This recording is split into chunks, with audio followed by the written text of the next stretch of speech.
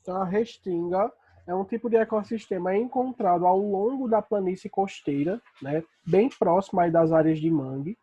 Inclui uma diversidade de formação de vegetais adaptados a solos que são arenosos, ou seja, é aquele tipo de solo de terra de areia, ou terra de areia, aquele tipo de solo que é formado a partir de areia de praia, certo? Ele sofre influências da salinidade da água do mar.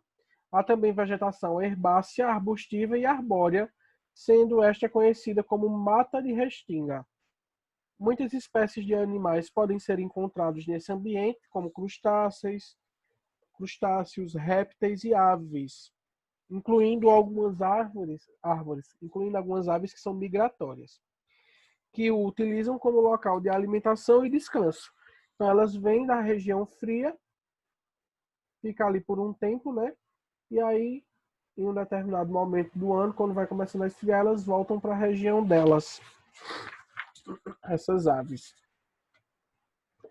A restinga é um tipo de ecossistema muito desvalorizado e que vem sofrendo muito impacto.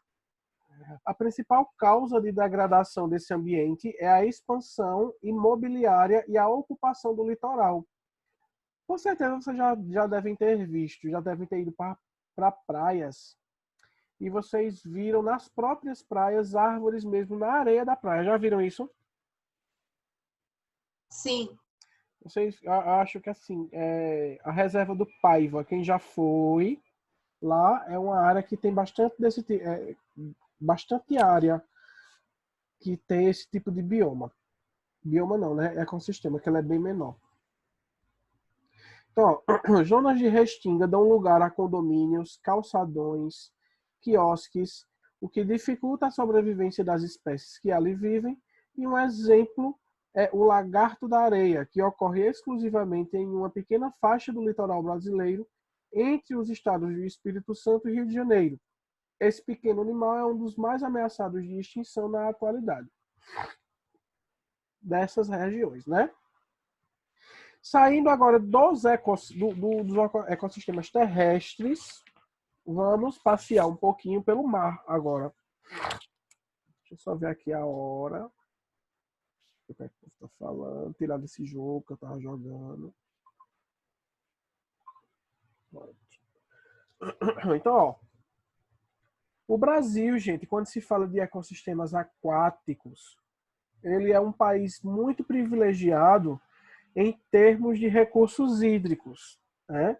Ele apresenta uma extensa costa litorânea que vai de sul a norte, além de impactantes bacias hidrográficas, incluindo a do maior do rio a bacia hidrográfica do maior rio do mundo, que é o Rio Amazonas. Então, ó, os ecossistemas aquáticos eles podem ser classificados com a salinidade de suas águas. Quanto mais salino, quer dizer que esse ecossistema ele é um ecossistema de oceano. Quanto menos salinidade, ele vai ser um ecossistema de água doce, né? Que a gente chama eles de ecossistemas dulcícolas. Então a gente vai ter o ecossistema dulcícola para águas doces de rios e os ecossistemas marinhos para águas de ambiente de água salgada, né? Com mares. Ô, professor, Oi, eu entrei agora. O senhor já passou a página 49, hein? já, Está em qual página? 150. Tá certo, obrigado. Então vejam, os ecossistemas de água salgada, eles vão recobrir mais 70% da superfície do planeta e são denominados de ambientes marinhos. E aí, o mar aberto aí tá aí para todo mundo que quiser conhecer, né? E aí a grande quantidade de espécies nessas regiões é muito grande, é muito alta. Ambientes aquáticos marinhos, vamos lá. Os ambientes aquáticos marinhos constituem o maior de todos os ecossistemas do planeta Terra e o menos explorado. A vida surgiu no mar e, embora os estudos tenham avançado, a maior parte das espécies que lá habitam ainda é desconhecida, porque sabemos que no mar existem as zonas abissais, né? Que são áreas que se tem uma baixíssima, acho que quase nula, incidência de raios solares, são áreas de uma profundidade muito grande, né? E quanto mais profundo você vai, maior se aumenta a pressão ali, certo? Então, são áreas que às vezes o ser humano ele não consegue nem chegar, tá? Mas existem espécies que são adaptadas para aquela região e que ainda não foram descobertas, tá certo? Os ecossistemas marinhos podem ser classificados de acordo com os diversos critérios. Um deles é a profundidade. A partir desse critério, podemos dividi-las em algumas zonas. Então, a zona litorânea ou entre marés é uma área que, é uma faixa do substrato litoral que se estende entre os limites da maré alta e maré baixa. Em alguns períodos do dia, quando a maré está alta, permanece submerso. Em alguns outros períodos do dia, quando a maré está baixa, ela fica mais exposta. Diariamente temos dois tipos de marés, a maré alta, né, e duas baixas alternadas. Desse modo, os seres que ali habitam precisam estar adaptados a essas oscilações, tá? Essa região é justamente a região onde a gente toma banho, né? Quando a gente vai para a praia, a gente não. Vocês, que eu não gosto, eu tenho medo. Então, a região que os banhistas tomam banho quando vão para a praia é justamente a zona litorânea, tá? Mais à frente, a gente vai ter a zona nerítica, faixa do substrato litoral que recobre a plataforma continental. Estende-se em média por 50 a 60 quilômetros a partir da margem litorânea e chega a atingir 200 metros de profundidade. Concentra a maior parte da biodiversidade marinha. Então, você está lá no mar, está molhando seus pezinhos cheios de frieira, de fungo, de unha cravada. Pronto, tá lá, né? 50 quilômetros à frente, a gente vai ter a zona néfrica, tá? Que é justamente onde se concentra a maior parte dos seres que ali habitam. É o mar aberto, literalmente. Tá certo? Zona batial. Localiza-se abaixo da zona néfrica, compreendendo o chamado talude continental, onde há intenso declive. A profundidade varia de 200 a 2.000 metros de profundidade. Então, essa área ela é uma zona bem abaixo. É justamente a zona onde os mergulhadores eles conseguem chegar. Tá certo? E a zona abissal é a mais profunda das zonas oceânicas e situa-se a partir de 2.000 metros de profundidade e tem como limite inferior o substrato. A zona abissal é justamente a zona onde o ser humano ainda não consegue chegar, né? Por conta da pressão atmosférica, que ela é muito grande, é muito menor, na verdade. E aí não se consegue chegar nessas áreas. É muito fundo, é muito, muito, muito fundo mesmo, gente. Não tem luz do sol, o oxigênio naquela região é extremamente escasso, tá certo? Então ali, nessas áreas, geralmente fica aqueles peixes mais feios que a gente olha em alguns documentários. Não sei se vocês já viram. Ô, professor, Oi.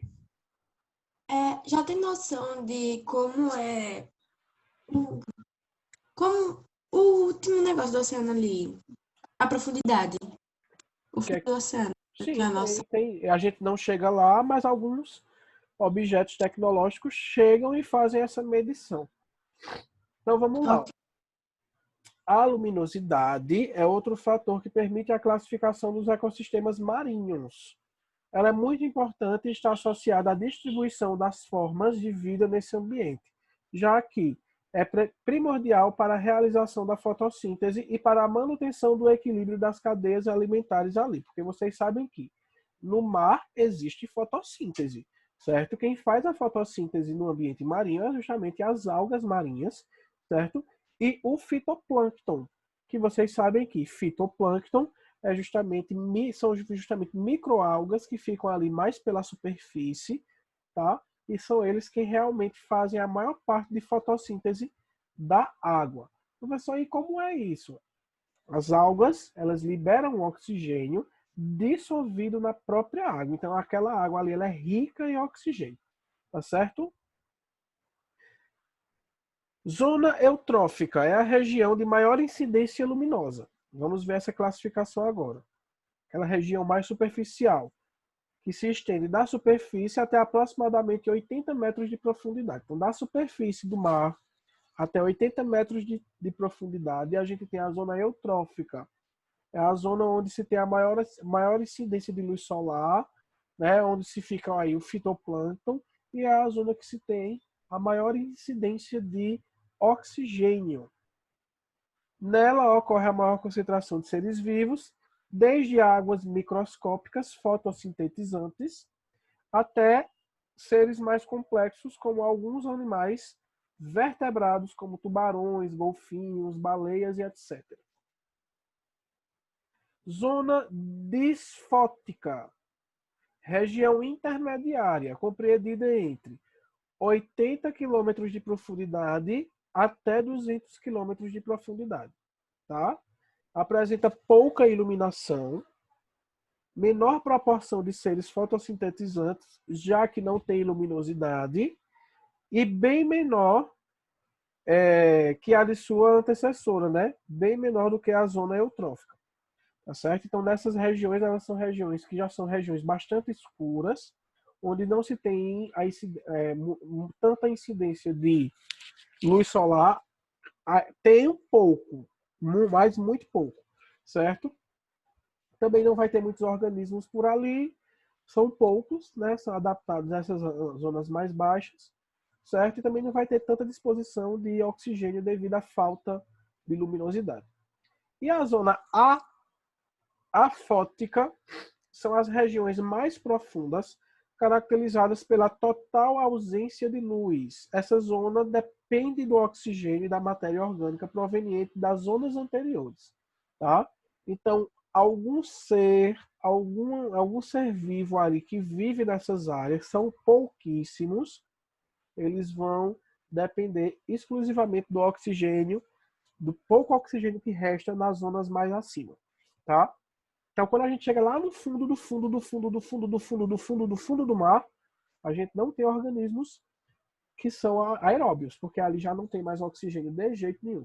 A gente vai ter o que a gente chama de alguns seres microscópicos extremófilos, que conseguem sobreviver a condições extremas de vida, né? Quando realmente não se tem como a maior parte dos seres sobreviverem.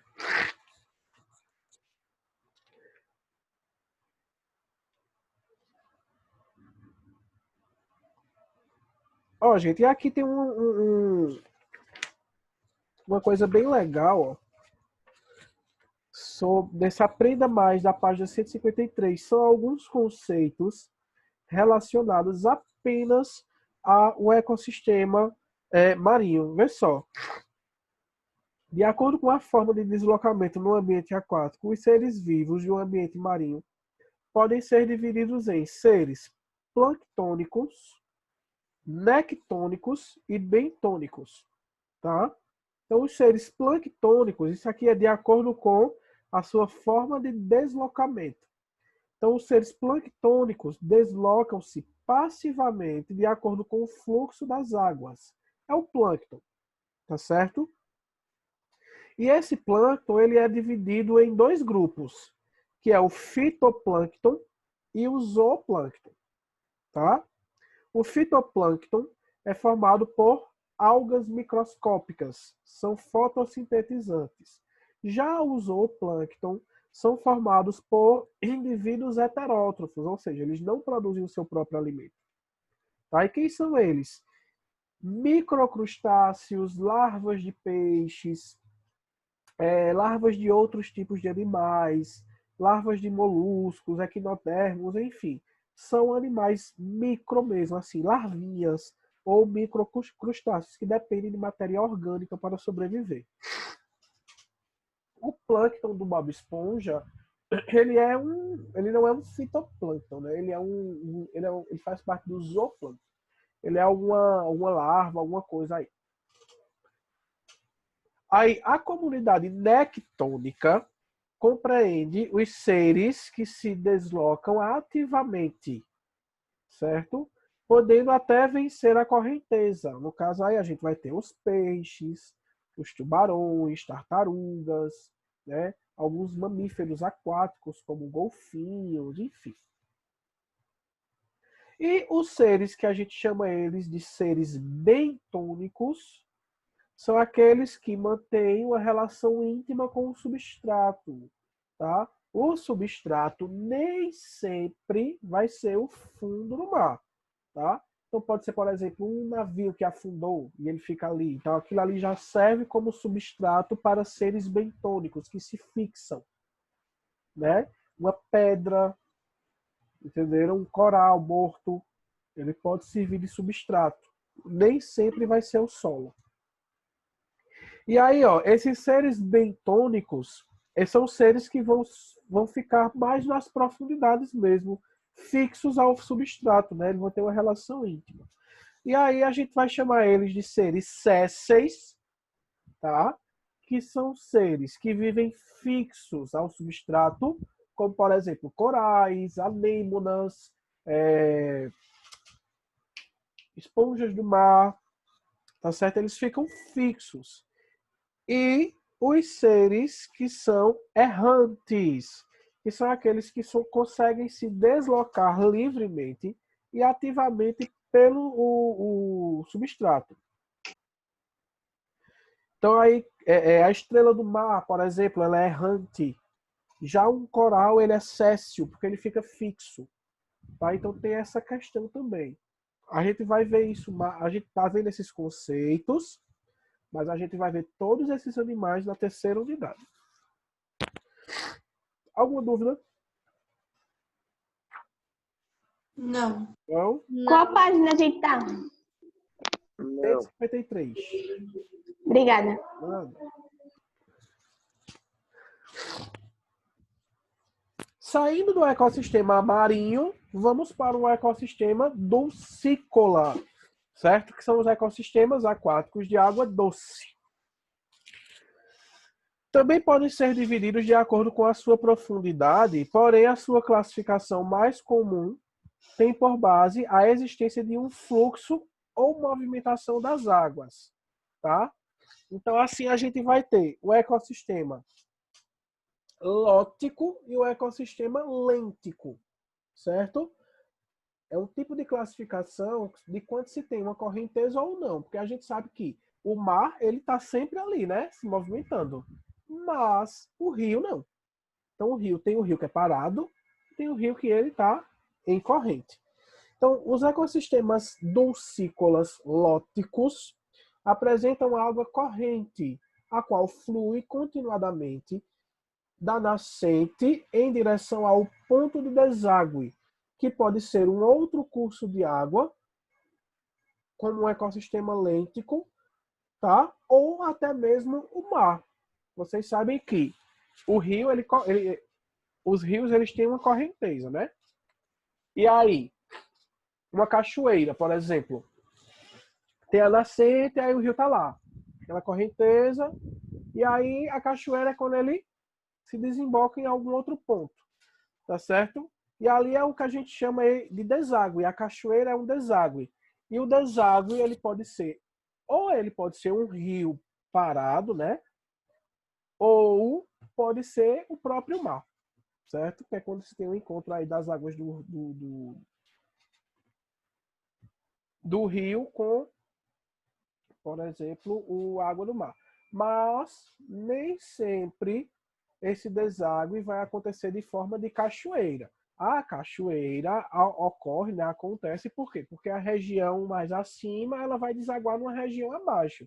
Mas pode sim ocorrer de um rio ele encontrar uma represa, por exemplo, certo? Que a represa ali não tem correnteza.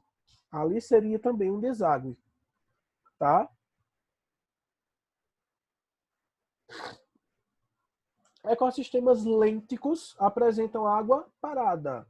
Vê só, como é que eu vou diferenciar lótico de lêntico? Lêntico é lento, né? Lentidão, lembra de coisa parada. Então, uma represa, né? Um lago, né? Que tem aquela água parada, que não tem correnteza. Então, lagos, lagoas, açudes, barreiros, né? Nos ecossistemas lênticos, costumam se diferenciar três zonas. A zona litorânea, que ela está diretamente em contato com o ambiente terrestre, tá certo? Ou seja, é a margem do rio, a margem do lago. A zona liminética, até onde ocorre a penetração de luz de modo que concentra os seres fotossintetizantes, especialmente os seres que são plânctons. E a região profunda, né, onde não há penetração de luz, sendo, portanto, dependente da camada superior para a obtenção de oxigênio e moléculas orgânicas. Tá? Tranquilo, pessoal? Fácil? Pronto. Finalizamos esse capítulo. Então, vocês vão fazer a atividade agora da página 155 até a página 156. Por favor, todos liguem a câmera para me poder fazer a chamada aqui e colocar a presença em todos. E também no momento de atividade precisamos de, né, aparecer. Ai, gatão, Yarley. Apareceu. Vou ligar minha câmera agora, professor. Ligue, meu anjo. Você é um menino lindo, professor. Não é? Mais bonito do que eu, não é não. Pronto, aí aqui a gente terminou o conteúdo da segunda unidade. Professor, Ou, quando ligar a câmera, não tem Ô, professor, ou. esse assunto que o senhor deu hoje é para prova também? Gente, eu combinei com vocês, a gente na prova, a gente só falar daquela primeira parte. Essa parte de ecologia eu não vou colocar na prova, não. Viu? Ok. A Tá gente bom. viu isso ano passado, entendeu? Então, como mudou, né, essa questão do livro e tal, então a gente vê isso mais como uma revisão mesmo. Então, eu prefiro que vocês estudem para a prova aquilo que é de novo. Certo? Tá certo.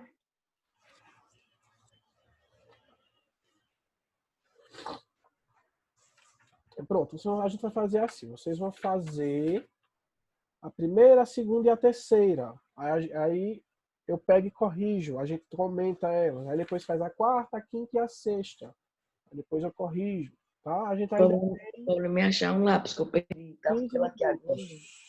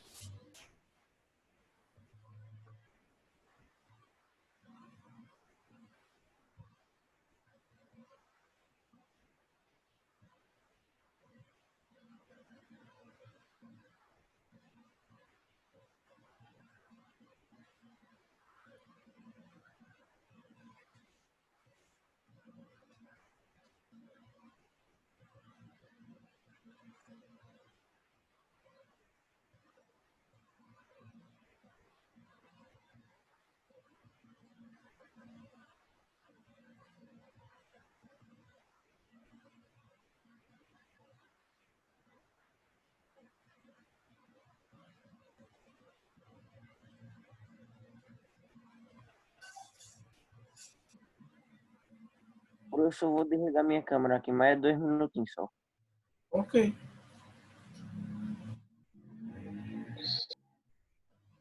Só para confirmar que página, professor? Oi? Que página, só para confirmar aqui? Só um minuto. 155.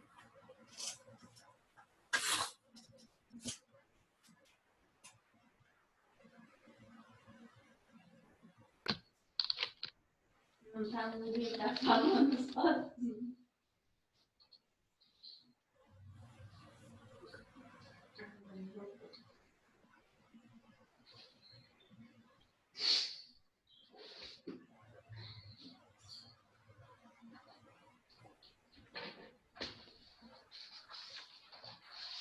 E quem não sabe inglês faz o quê?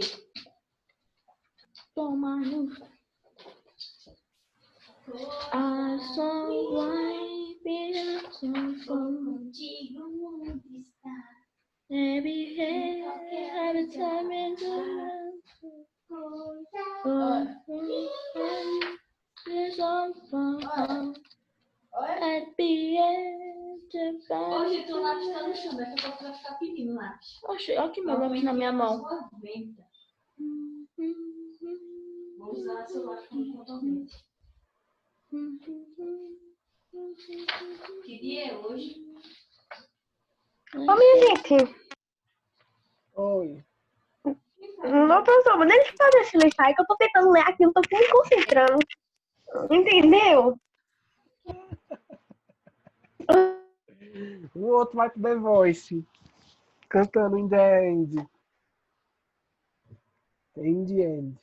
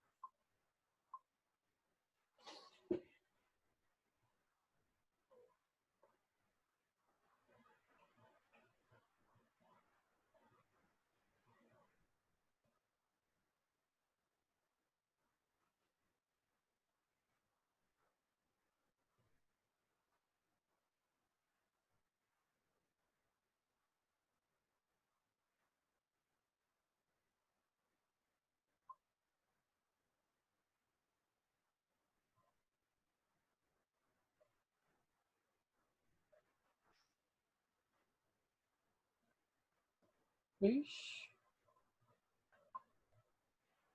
Coisa tá séria, viu?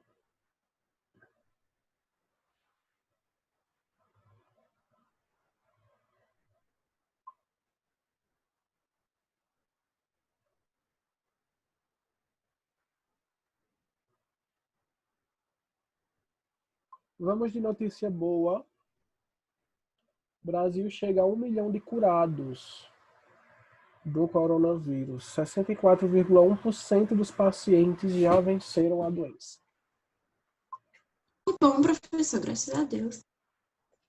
Não é não? É, pelo menos uma notícia boa no ano.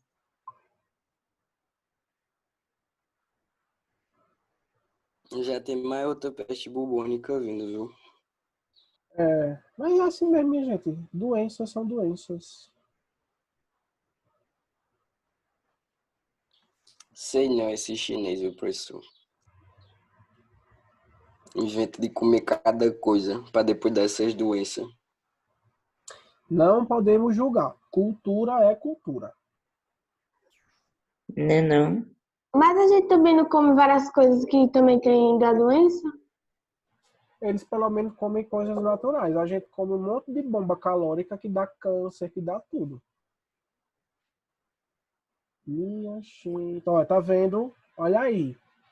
Afrouxou-se o comércio, a gente vê nitidamente a curva está subindo novamente. Vejam. Aqui, de lá, daqui para cá. Tá vendo? Teve um pico, ela tá começando a subir novamente. Isso aqui em Pernambuco, viu? As festas clandestinas de São João que o pessoal tava fazendo.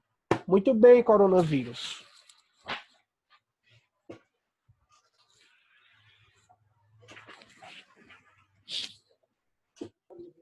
Eu tô meio que levando isso como uma punição. E é. Eu não digo nada, você visitar um parente, né? Quer fazer um forró, vai na casa de um primo, 2, 3, no máximo 4 pessoas. Agora fazer festa em sítio, juntar 20, 30 pessoas, não, é bom mesmo. O povo se orienta. Deus que me perdoe.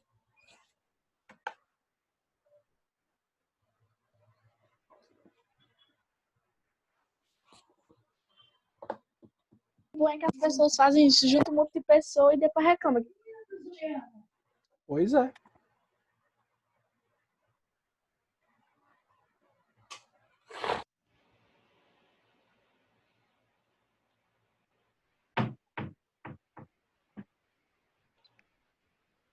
O professor foi o que o senhor falou quando não deu para me escutar? Não, eu tava falando aqui do coronavírus. Hum.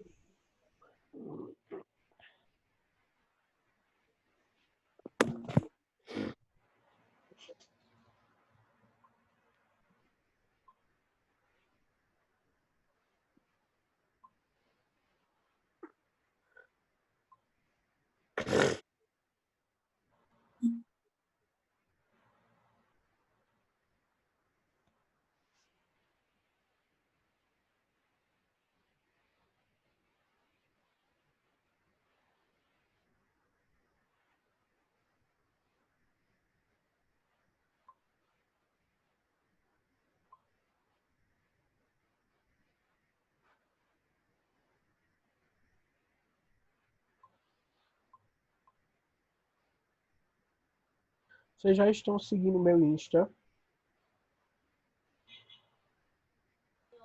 Eu Eu Insta nem não. sei como vou seguir. Ah, pois sigam, porque tá tão bonitinho. O Olha, professor, eu nem sei como vou seguir. curiosidades.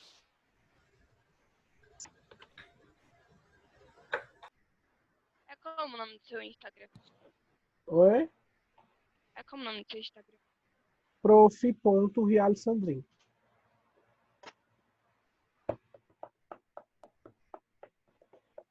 Comecei a seguir agora, professor. Tô seguindo. Ok, muito bem. Vou seguir agora, exatamente. Pessoal, vai encerrar aqui, tá?